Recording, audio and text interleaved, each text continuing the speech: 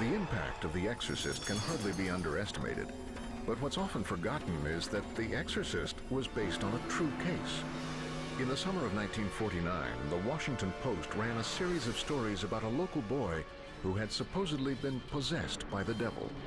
Tom Allen's Possessed is based on a diary of the event. The diary is the only modern account of an exorcism written by the people who were there. There was a boy I call Robbie, going on 14. He's living in a suburb of Washington. He has an aunt who lives in the Midwest but comes and visits him frequently.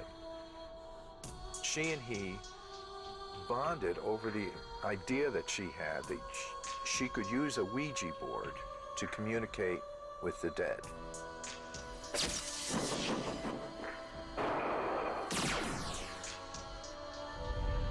When the boy's aunt suddenly died, he became obsessed with the idea of contacting her spirit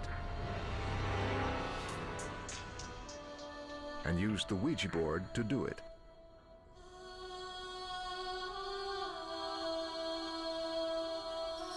It wasn't long before strange things began to happen in Robbie's house.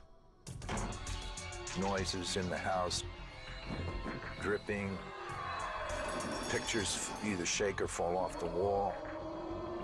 There were things going on all over the house. Lots of things seemed to happen in his bedroom. The mattress undulates, that there are noises and scrapings and scratchings associated with the mattress. For weeks on end, the baffling events continued.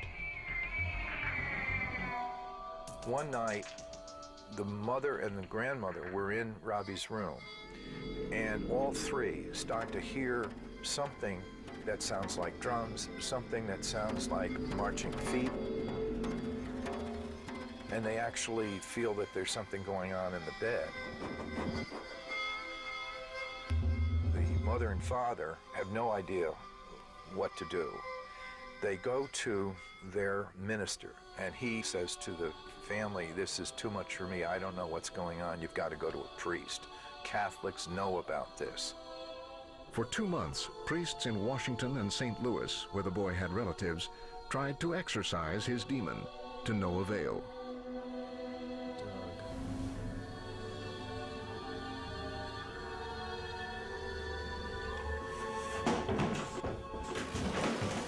One night, Robbie's parents found his bedroom door blocked by a 50-pound bookcase. Robbie? On another night, while the boy claimed to have been dozing, a bottle of holy water left in Robbie's bedside table went sailing across the room.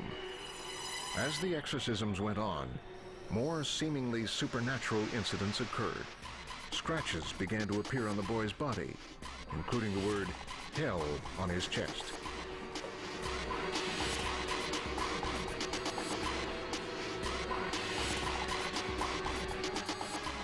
Robbie went through a whole repertory of violent reactions to the exorcism. Night after night, he spat a lot. He becomes very violent. He was a ferocious little boy who seemed to have tremendous strength. Night after night, it gets worse and worse. Eventually, Robbie ended up in the hospital, where the exorcisms continued. Finally, on Easter Monday, it all came to an end with a bang. They heard what seemed to be an explosion. It was like a gunshot. It echoed throughout the whole hospital. And they rushed into the room where Robbie was. Everyone knew that that's undoubtedly the source of this strange event. And there he is sitting up on the bed, and it's all over. So, was Robbie really possessed by the devil? Or did superstition mask a troubled youth's problems and invite elaborate role-playing? I like the idea that the boy had some terrible feeling in him, that he had either witnessed evil or had been an innocent victim of some kind of evil. had kept it in himself in some encrusted way as a young boy struggling with, the threshold of teenagehood, and didn't know what to do with it. My verdict on the case that The Exorcist was based on is that that young man was not possessed. He was just a rebellious young man who was seeking attention. He had some emotional problems, and the more he did it, the more attention he got, and it was nothing more than that. Some of the early phenomena may simply have been natural occurrences. For example, some of the scratching sounds were attributed to a mouse. Pictures on the wall may indeed vibrate when a heavy truck drives by.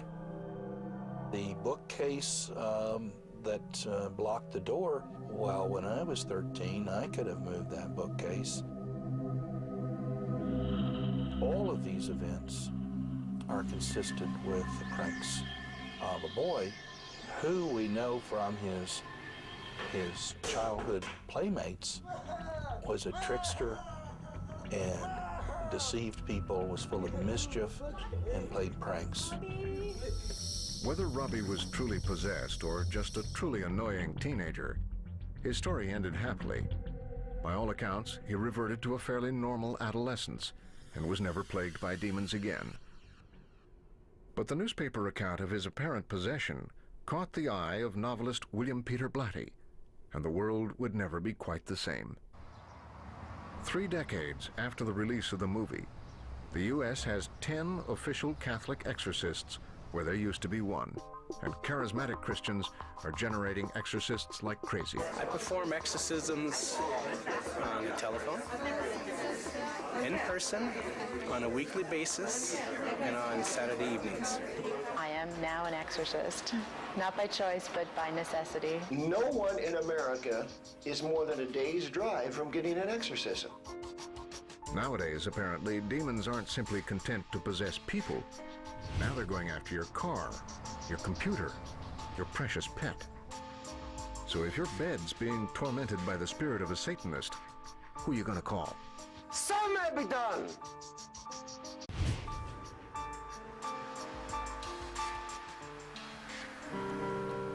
Outside of Inverness, Scotland, the Steddings Hotel is about to have quite an unusual visitor, an exorcist.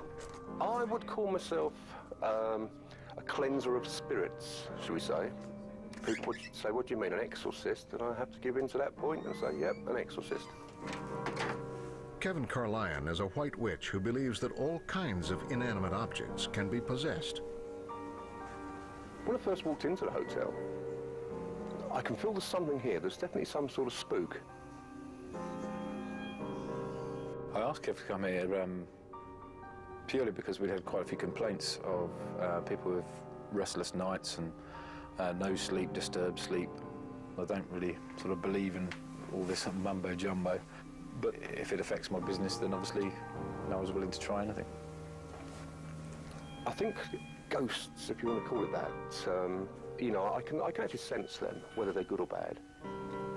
They can actually vary between just noises or even hearing or smelling some things. I can tap in on things like that. Something strange does appear to be going on at the Steddings. According to local legend, one of the rooms here has a peculiar bed. I slept on the bed for a couple of hours, and there was a sensation pulling me to the middle. 3 definite, very heavy footsteps, and then they were gone.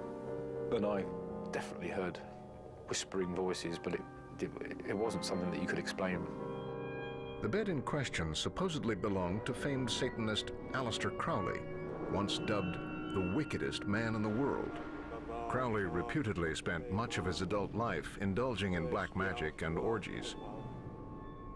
He cultivated the image of a raving Satanist, recommending rituals that included blood drinking and human sacrifice.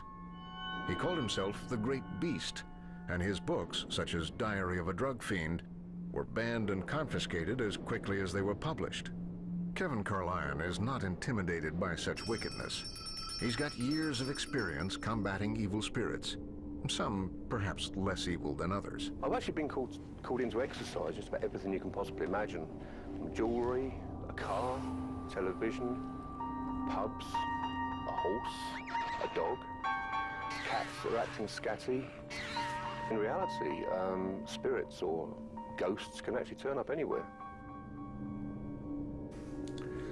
I do summon forth the elements, earth, air, fire and water, drawn together from every quarter. So may it be done on this night and in this place. If there's any spirit unharmonious or evil, my purpose here is to remove it. Wish this bed shortly. Give longevity, power and energy to people that come here. So may it be done! Rise, mighty power, higher and higher. Rise, mighty power.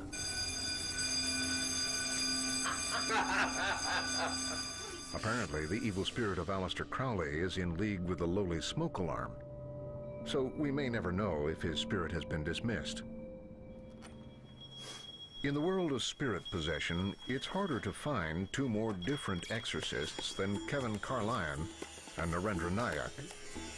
Nayak performs exorcisms, but he's actually an anti-exorcist. In India, a country steeped in spirits and superstition, Nayak has taken on a Sisyphean task to unmask the so-called godmen who wander the countryside performing miracles and exorcising spirits and taking the money of the desperately poor. This woman has lost her voice. Her son has brought her to a godman for an exorcism. She was afraid of something. She saw something and she was afraid of it. What is she saw, that I don't know.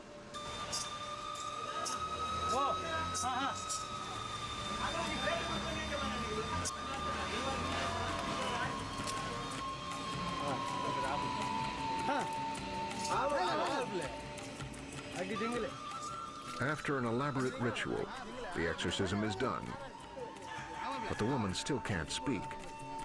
The exorcist tells them to come back on the 13th. Yes, I believe that she will talk on 13th. Thousands of these alleged godmen make a living casting out evil spirits, much to the annoyance of Narendra Nayak. There is no spirit at all. It is a mental illness which is causing them to believe that they're possessed by spirits.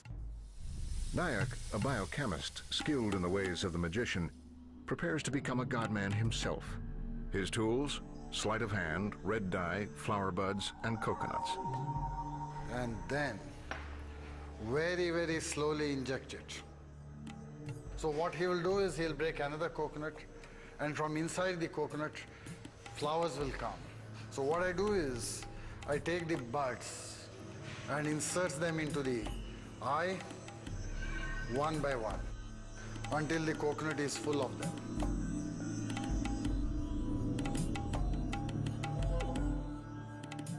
Nayak dons his disguise and heads for the countryside with his entourage.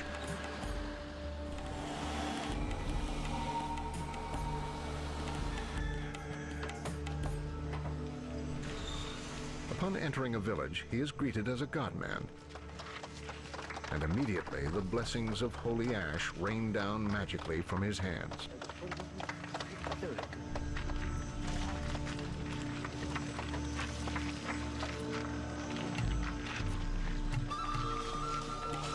He is taken to a young girl who is apparently deep in the throes of possession. And the exorcism begins. Swami, Devi, Kapalamma, Kaiyan idra mele idi, idra mele idi, idra mele idi. First, he places her hands on a skull so that evil spirits may pass into it. Kapalamma shakti ivala kaige hogutta untu, kaige hogutta untu, kaige hogutta untu. Then he has her hold a coconut so that any remaining demons can be drawn out of her. When he cuts it open, voila, the blood red of the evil pours out.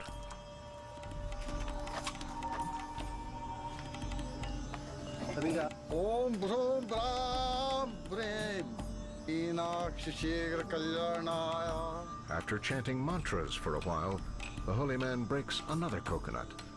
Out come flowers. Nayak's ingenuity becomes clear.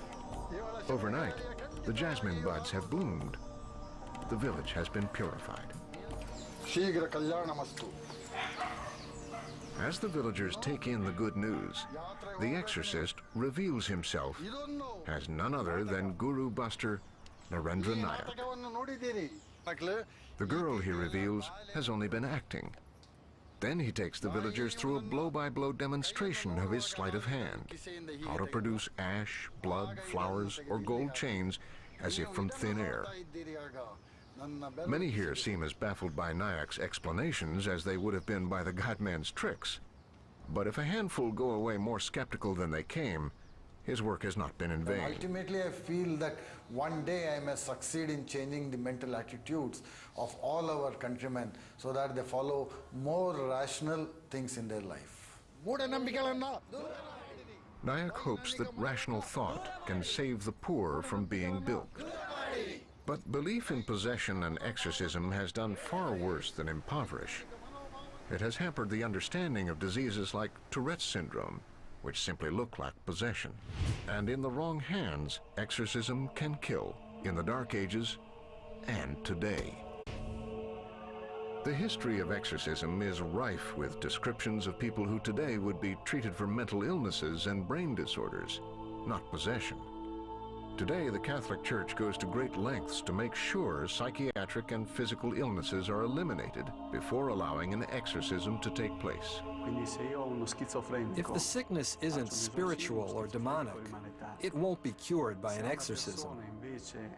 On the other hand, if the medical and psychiatric symptoms disappear after exorcism, then it was a demon causing them. So the distinction is there.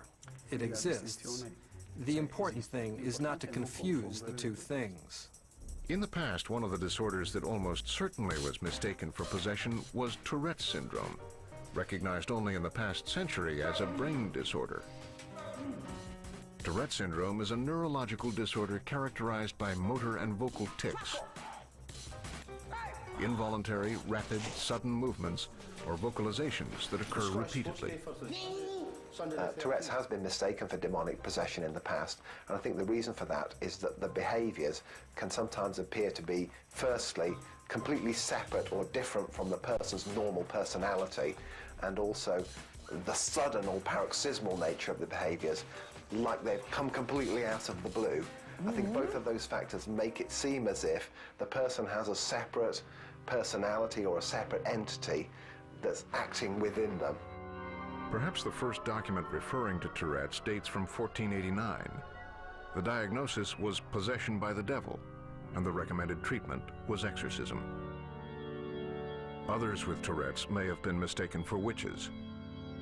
It's been suggested that during the Salem witch trials, some of the affected children who were behaving abnormally could have had Tourette's syndromes. They were said to have convulsions, twitches, squeaking noises. One of the girls was said to have walked into a hot fireplace, and there can be an urge to inflict self-injurious behavior on oneself in the syndrome. So what's really going on inside of Noel and other people with Tourette's? We have some clues about mechanisms of the brain that may be associated with it, but we don't really know the underlying answer to why one person has Tourette's syndrome and another doesn't, as far as their brain function is concerned. But it seems to be as if the normal social control mechanisms that a person have are momentarily released without the person wishing them to be.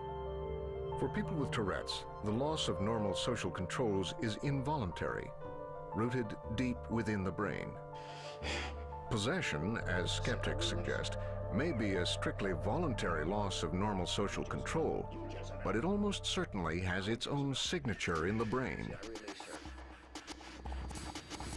At the University of Pennsylvania in Philadelphia, Dr. Andrew Newberg uses neuroimaging to map out how profound religious states affect the human brain. The basic idea of what we're trying to do is to see how different types of religious or spiritual practices, particularly practices like meditation or prayer, alter what's going on within the brain of the person while they do the practice. Today, Newberg is imaging the brain of Ramona Hill, a born-again Pentecostal Christian. Ramona, at the height of religious ecstasy, speaks in tongues.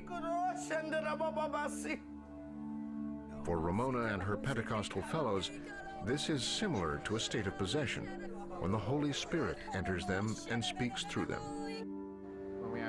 For Newberg, who has studied everyone from Tibetan monks deep in meditation to Catholic nuns in a state of ecstatic prayer, this is a chance to measure how something like this affects the brain. A small intravenous catheter is inserted into Ramona's arm, into which Dr. Newberg will inject a small amount of a radioactive tracer. The tracers get taken up in the brain and provide a snapshot of what parts are active. Once a baseline scan is taken, then Ramona can begin her ritual, speaking in tongues. Newberg's brain imaging studies have shown that certain intense spiritual episodes alter the part of the brain called the superior parietal lobe, which governs orientation in time and space. During meditation or prayer, the incoming flow of sensory information to this area becomes blocked. Sure enough, this is the case with Ramona's brain. When we think about speaking in tongues, one of the things that we're seeing is a ritualistic act. We are seeing a loss of the sense of self, and in some sense, the self is actually being overcome by the Spirit of God in that case. So it actually is probably not completely different than a possession kind of experience for the individual, in the sense that they lose their sense of self and they feel overcome or taken over, if you will, by something else. Newberg has yet to test someone allegedly possessed by demons, but he suspects that the highly ritualized, rhythmic back and forth of the exorcism could certainly help induce similar changes in the brain. With all that sort of sensory bombardment, you get this driving where the person loses their usual sense of self, and then they actually become disconnected or dissociated from their usual personality or their usual way of thinking about things. They are getting into this kind of stimulatory, rhythmic response that leads them into this different kind of state of consciousness that is, in terms of viewing the person, looks like they're being possessed by something else. They are in my hand. The whole nation is in my hand. So the experience of possession might seem real, even if the demons are not. I'm going to kick the devil's butt for what he did in my life. Exorcism may look like a harmless form of self-help, but some psychologists say there's plenty to worry about. They say it can contribute to mental illness and even kill. Bob Larson insists that no one's ever suffered more than a bruise or a scratch in thousands of exorcisms in his deliverance ministry. But in the past few decades, an alarming number of injuries and death have resulted from exorcisms. Apparently in the belief that demons can be driven out by torture. Exorcists have reportedly gouged eyes out and thrust crucifixes up noses and down throats. People have been beaten, thrust in ovens, strangled, and suffocated. All in the name of driving out demons. In 2003, an 8-year-old autistic child suffocated during an exorcism as the minister lay across his body to hold him down. In 1998, a 17-year-old girl was suffocated by her mother with a plastic bag. In 1997, a 5-year-old girl died after being forced to swallow a mixture containing ammonia and vinegar and having her mouth taped shut. The fact that it can be deadly and injurious, if this was a medical practice, these people would be outlawed. The AMA would be all over them. The FDA, whoever, the government would be putting a stop to it. But because it's under the guise of religion, they're left alone. I think this is a problem. As I look back upon more than 3 decades of doing exorcisms, thousands and thousands and thousands of them, I have never, ever seen anyone permanently injured in any way. Do people sometimes have to be restrained? Might they get a scratch or a bruise in that process as we're holding them to keep them from hurting themselves? Well, there might be something temporary like that which takes place, but no long-term damage, because we simply would not allow that. Exorcism deaths are exceedingly rare, But psychologists and physicians insist there is a subtler kind of injury that's much more pervasive, a psychological one. Karen Miller would disagree. I met Karen in the hotel in San Diego a few years ago, a couple hundred people in the audience. I walked out to her and told her she was a multiple personality full of demons, and nobody had ever told her that. Larson's exorcised Karen many times. The effects have inspired her to become an exorcist herself. Every time I can. Karen believes that she was once a victim of satanic ritual abuse, the supposed systematic abuse, mutilation, and torture of children by satanic cults, and that as a result, she had split into many personalities. Since then, Karen claims to have remembered the abuse, or actually, her other personalities do. Some of those personalities have demons attached to them. I was to be sacrificed when I was 10, but God intervened and we moved out of state. To date, Karen's personality has splintered into not 2, not 4, but around 21 multiple personalities, and one of the personalities actually said, I think there's about 38. It may be more, it may be less. Here's the catch. Most experts no longer think that multiple personality disorder actually exists, or satanic ritual abuse for that matter. The FBI conducted a thorough study of hundreds and hundreds of claims of satanic cults, and they could find nothing. If this was real, surely, okay, some of them got covered up or buried or disappeared or whatever, but surely they'd find at least one. There were none. There are no satanic cults. The whole thing was a mass hysteria and nothing more. If that's true, then how could people like Karen have detailed and terrible memories of satanic ritual abuse? How could they believe that they have multiple personalities as a result? Somebody who claims to have 38 personalities, I'd want to know what TV shows have they been watching, what therapists have they been talking to. I mean, how did this product get made? Dr. Elizabeth Loftus is a cognitive psychologist who specializes in false memories. In study after study, she's done an amazing thing. She's made people remember experiences that they never had, and therefore believe things about themselves that are not true. I and other psychologists wanted to go further. We wanted to see, could you plant an entirely false memory?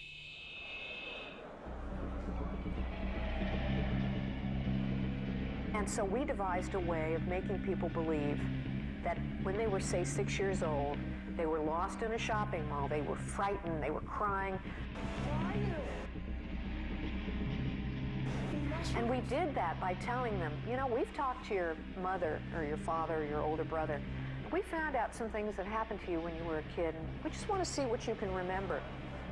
And in that study, we found about a quarter of our sample of ordinary adults fell sway to this suggestion and began to remember all or part of this made-up experience about being lost in the mall.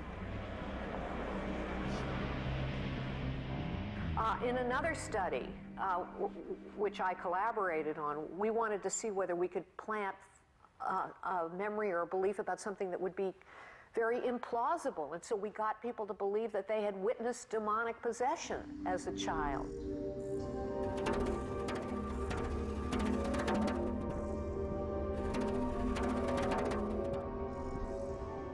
If we can do this with a simple manipulation by giving people, stories about how plausible it is, a testimonial that something like this happened to them, then just imagine what some charismatic believer can do to get people to believe that they are possessed and to get them to want to do something about it. It's the Holy Spirit who fills us with God's love tonight. I have skeptics all the time who say this is baloney, this is hogwash, You've hypnotized these people, or these are just weak-minded people who are just looking for easy explanations, etc., and so on. I would say, look,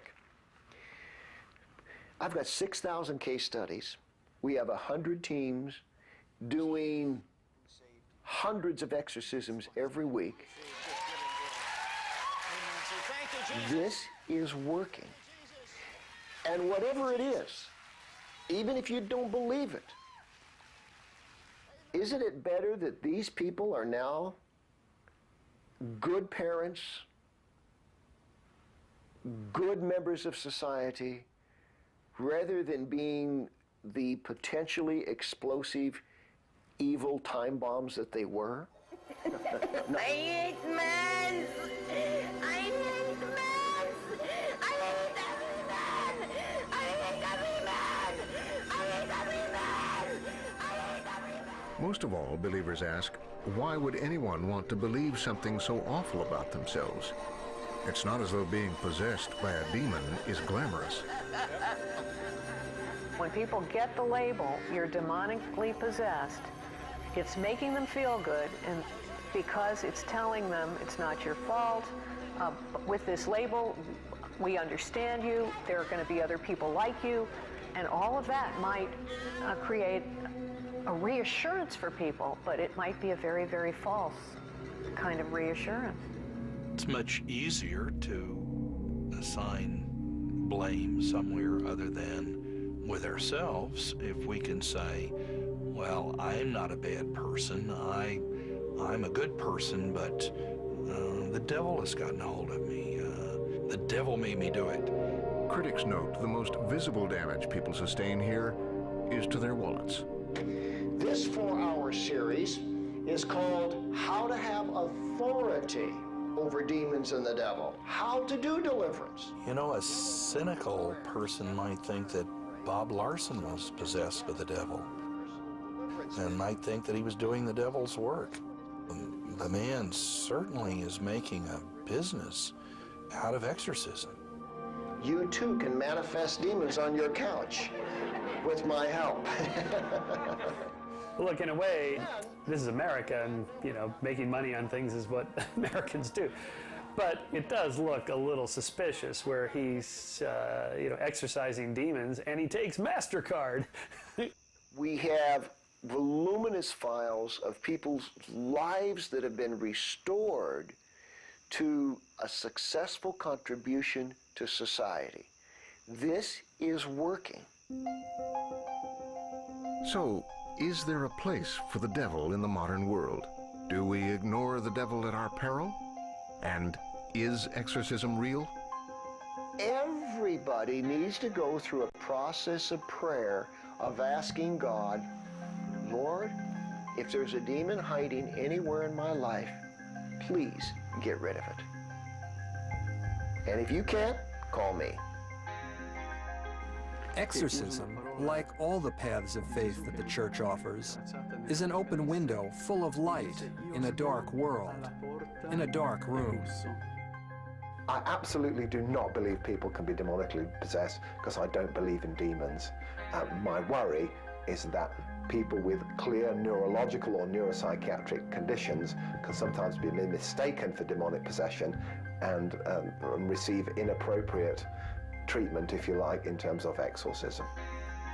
We don't have to look elsewhere for personifications of evil. We can simply look at the evil that men do.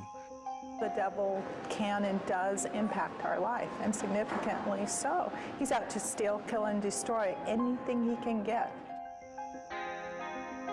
I would say to somebody who's thinking about going to get exercise, don't waste your time and money. If you have problems, seek help from professionals. Come on, this is, you know, we live in the 21st century, the age of science. This isn't the Middle Ages.